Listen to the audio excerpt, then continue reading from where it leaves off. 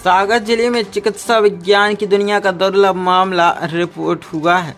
एक महिला की डिलीवरी होने के बाद उसने जिस बच्चे को जन्म दिया उस नवजात के अंदर भी बच्चा है। इसका संदेह महिला की गर्भवती रहते कराई गई अल्ट्रासाउंड की जांच में हो गया था। सिटी स्कैन रिपोर्ट में मेडिकल की भाषा में इस कंडीशन को फिट्स इन फिटू कहा जाता है।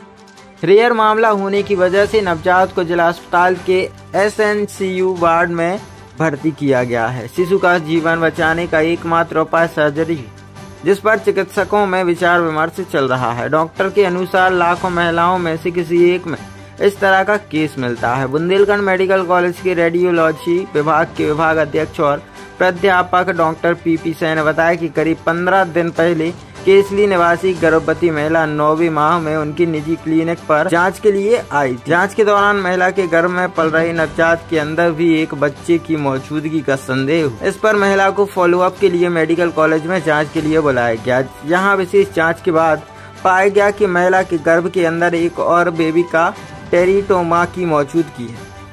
महिला को मेडिकल कॉलेज में ही प्रसव कराने की सलाह दी गई, लेकिन चूंकि उसे आशा कार्यकर्ता लेकर आई थी, इसलिए वह वापस केसली सामुदायिक स्वास्थ्य केंद्र ले गई। यहाँ महिला का सामान्य प्रसव हो गया। डॉक्टर PP सैन के अनुसार उन्होंने अपने जीवन में यह पहला केस देखा है।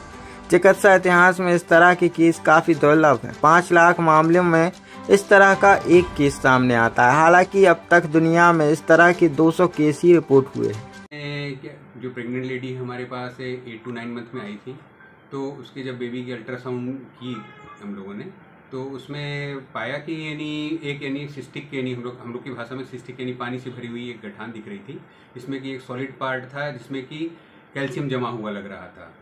लेकिन जब हमने उसमें गलर डॉपलर करके देखा तो उसमें फ्लो भी आ रहा था। तो जब ऐसी कंडीशन आती है तो यानी संभावनाओं में सबसे पहले फीटस इन फीटू करके कंडीशन होती है, इसमें कि बेबी के अंदर बेबी हो रहा होता है। तो पहली संभावना उसकी लग रही थी, और क्योंकि उसकी DD में स्ट्रॉन्ग DD होती है मैच्योर टेरेटोमा, ये एक ट्यूमर होता है जिसमें कि भी कैल्सिफिकेशन होते हैं।